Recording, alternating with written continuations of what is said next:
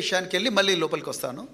రెండో విషయం ఏంటయ్యా అంటే, ఈరోజు ఉదయం పేట్ బషీరాబాద్ పోక్సో కేసులో బాధితురాలైన బాలిక వాళ్ళ మాతృమూర్తి వాళ్ళిద్దరు నాతో ఈరోజు ఉదయం భయపడుకుంటూ ఏడుస్తూ మాట్లాడారు. సార్, ఒక పోక్సో నిందితుడు అరెస్ట్ కాకుండా 6 మందిని ఘోరంగా అత్యంత కిరాతకంగా హత్య చేసిండు.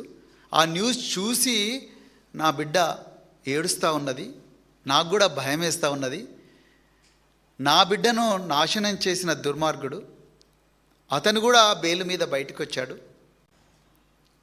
అతను నా బిడ్డను ఏం చేస్తాడో అని చెప్పేసి మేము కూడా భయంగా బతుకుతున్నాం. ఆ బెయిలు క్యాన్సిల్ చేసే అవకాశం ఏమైనా ఉందా అని చెప్పి పేట్ బషీరాబాద్ పోక్సో కేసు బాధితురాలు నాతో మాట్లాడింది.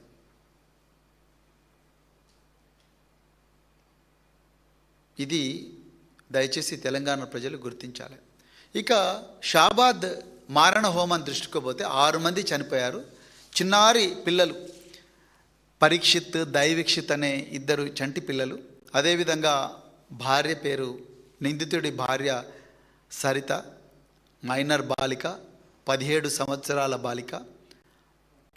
తర్వాత వాళ్ళ అమ్మ, తర్వాత చిట్యాల లక్ష్మి, ఈమె పేరు చిట్యాల లక్ష్మి, సో రుక్కమ్మ కాదు.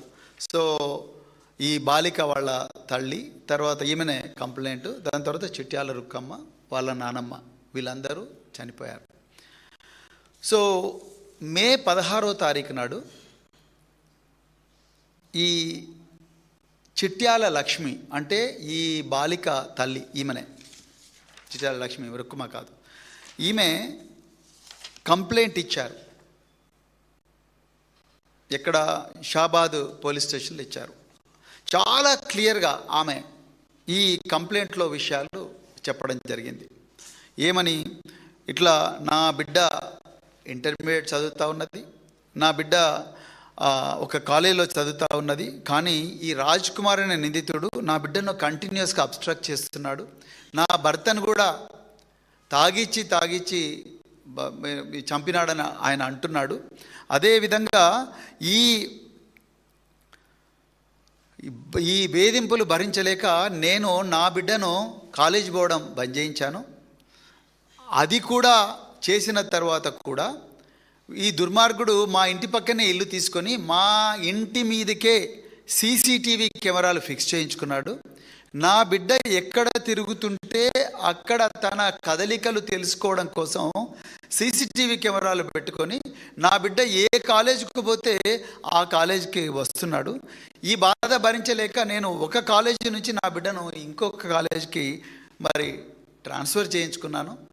ట్రాన్స్ఫర్ చేయించుకున్న తర్వాత కూడా ఆ కాలేజీకి పోయి ఈ దుర్మార్గుడు నా బిడ్డ చేయబట్టుకొని లాగి ఆమెను ఎత్తుకొని పోవడానికి ప్రయత్నం చేసిండు అని చెప్పి తన సొంత తమ్ముడు ఆయనను తీసుకొని పోయి షాబాద్ పోలీస్ స్టేషన్లో కంప్లైంట్ చేసింది. ఇక్కడ ప్రత్యేకంగా నేను ఈ ప్రెస్ కాన్ఫరెన్స్ ఎందుకు పెట్టాలని అన్నానంటే, ఈ కంప్లైంట్ వచ్చిన వెంటనే పోలీస్ అధికారులు సెక్షన్ 78, సెక్షన్ 351 భారతీయ న్యాయ సంహిత కింద, అదేవిధంగా సెక్షన్ 11, సెక్షన్ 12 పోక్సో యాక్ట్ కింద కేసు పెట్టిండ్రు. కేసు పెట్టి ఎఫ్ఐఆర్ ఇష్యూ చేసిండ్రు. క్రైమ్ నెంబర్ 211/2026 షాబాద్లో కాంతారెడ్డి అనే ఇన్స్పెక్టర్ చేసిండు.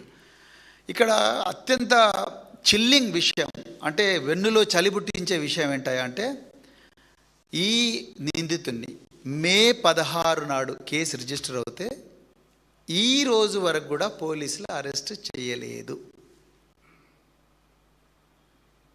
రేవంత్ రెడ్డి గారు, నిజానికి ఒక్క కేసు చూసేనా మీరు రాజీనామా చేయండి, ఖమ్మం నుంచి వెంటనే రాండి, లోక్ భవన్కు పోండి, గవర్నర్ గారిని కలవండి, నా వల్ల అయితలేదు, దయచేసి ఈ శాఖ నేను చేయలేను అని చెప్పి రాజీనామా పత్రం రాసుకొని రండి. గవర్నర్ గారికి ఇచ్చి నా వల్ల అయితే లేదు, నేను చేయలేను ఈ పని, నా వల్ల కాదు అని చెప్పి రాసివ్వండి. ఎందుకంటే మీరు ఆ శాఖ పెట్టుకొని దాన్ని దుర్వినియోగం చేసి ఉన్నంతకాలం ఈ విధంగా దుర్మార్గాలు జరుగుతూనే ఉంటాయి. 55 రోజులు ఒక అమ్మాయిని వేధిస్తూ సీసీటీవీ కెమెరాలు ఇంటి మీద ఫిక్స్ చేయించుకొని ఆ అమ్మాయి కదలికలు రోజు గమనిస్తూ ఆ అమ్మాయి ఒక కాలేజీ నుంచి ఇంకో కాలేజీకి ట్రాన్స్ఫర్ అయితే ఆ కాలేజీకి కూడా పోయి ఆమె చేయబట్టుకొని లాగి ఆమెను ఎత్తుకొని పోతున్నాడు అని చెప్పి ఆధారాలతో సహా ఒక తల్లి పోలీస్ స్టేషన్లో కంప్లైంట్ చేస్తే 55 రోజులలో కూడా మీరు అతన్ని అరెస్ట్ చేయకపోతే ఇంకా పోలీస్ వ్యవస్థ ఉందా లేదా? ఎందుకు మీ ఫ్యూచర్ సిటీ కమిషనరేటు అసలు చిన్నారుల ఫ్యూచరే కాపాడలేని ఈ ఫ్యూచర్ సిటీ కమిషనరేట్ ఎవరి కోసం? మీ ఆస్తుల రక్షణ కోసమా, మీ భూముల దందాల కోసమా? హోంశాఖ మంత్రి రేవంత్ రెడ్డి గారు, డీజీపీ గారు, మీరు చెప్పాలి విషయం. ఒక బాధితురాలు పోలీస్ స్టేషన్లో కంప్లైంట్ ఇస్తే మీరు ఎఫ్ఐఆర్ వేసిండ్రు. మొట్టమొదట పోక్సో రూల్స్ ఏం చెప్తున్నాయి? పోక్సో రూల్స్ ప్రకారము బాధితురాలు కానీ లేకపోతే వాళ్ళ తల్లి కానీ వాళ్ళ నాన్న కానీ పోలీస్ స్టేషన్లకు వచ్చిన వెంటనే ఆ కేసు ఎఫ్ఐఆర్ అయిన వెంటనే 161 స్టేట్మెంట్ రికార్డ్ చేసిన వెంటనే మెజిస్ట్రేట్ ముందర ఆ బాధితురాలిని ప్రొడ్యూస్ చేసి, ఆ మైనర్ బాలికను ప్రొడ్యూస్ చేసి, వాళ్ళ తల్లిని ప్రొడ్యూస్ చేసి 164 స్టేట్మెంట్ రికార్డ్ చేసి ఆ వాంగ్మూలం ఆధారంగా నిందితుడిని పట్టుకొని నిందితుడిని మెజిస్ట్రేట్ ముందర అప్పగించాలి. బెయిలబుల్ కేసు అయినప్పటికీ కూడా స్టేషన్ బెయిల్ ఇవ్వడానికి 1కి 10 సార్లు ఆలోచించాలి పోక్సో కేసుల్లో. అందుకొరకే దీనికి మరణశిక్ష కూడా ఉన్నది. ఇదే బీజేపీ ప్రభుత్వం పెట్టింది మరణశిక్ష, గెజిట్ కూడా వచ్చింది దాని మీద. వెంటనే 164 చేయించి అందులో కొత్త ఫ్యాక్ట్స్ ఏమైనా వస్తే చేసి వెంటనే వాడిని అరెస్ట్ చేయాలి కదా. Point number 1. పాయింట్ నెంబర్ 2, మహిళా పోలీస్ అధికారులు, ఎందుకంటే మైనర్ బాలిక, ఇంకేమైనా అగత్యాలు జరిగినాయో, ఆ అమ్మాయి మగవాళ్లకు చెప్పలేని విషయాలు ఏమైనా ఉన్నాయో అని చెప్పి మహిళా ఉన్నతాధికారులను తీసుకొచ్చి, వాళ్ళు ఎస్ఐలు కావచ్చు, సిఐలు కావచ్చు, డిఎస్పీలు కావచ్చు, వాళ్ళను తీసుకొచ్చి మరి ఆ అమ్మాయిని ప్రైవేట్గా మళ్ళీ ఒకసారి మాట్లాడి కొత్త ఫ్యాక్ట్స్ ఏమైనా వస్తే ఆ కొత్త ఫ్యాక్ట్స్ ఇంక్లూడ్ చేసి నిందితుని పట్టుకొచ్చి మేజిస్ట్రేట్ మీద ప్రొడ్యూస్ చేయాలి కదా. చేయలేదు. చేస్తే మేజిస్ట్రేట్స్ జైలుకు పంపించేవాళ్ళు. పోక్సో కేసుల్లో మీరు సెక్షన్ 11, 12 పెట్టినా కూడా మేజిస్ట్రేట్ ముందర ప్రొడ్యూస్ చేస్తారు. మీరు బెయిలబుల్ కేసెస్ ఉన్నప్పటికీ కూడా దాంట్లో తీవ్రత ఉంటే మీరు ఆటోమేటిక్గా మేజిస్ట్రేట్ ముందర ప్రొడ్యూస్ చేస్తారు. అసలు ఏమీ తీవ్రత లేని కేసుల్లో కూడా బెయిలబుల్ ఉంటే మీరు మేజిస్ట్రేట్ ముందర ప్రొడ్యూస్ చేస్తున్నారు కదా. ఎన్ని ఐటీ కేసుల్లో బీఆర్ఎస్ సోషల్ మీడియా యాక్టివిస్టులు ఎంతమంది చేస్తలేరు? ఇప్పుడు అశోక్ అని ఉన్నాడు ఒక ఆయన, అశోక్ సార్ అంటారు, అందరు కోచింగ్ ఇస్తాడు నిరుద్యోగులకు అందరికి కూడా, దిల్సుఖ్ నగర్లో, నల్గొండలో, చాలా చోట్ల కూడా. ఆయన చేయని నేరానికి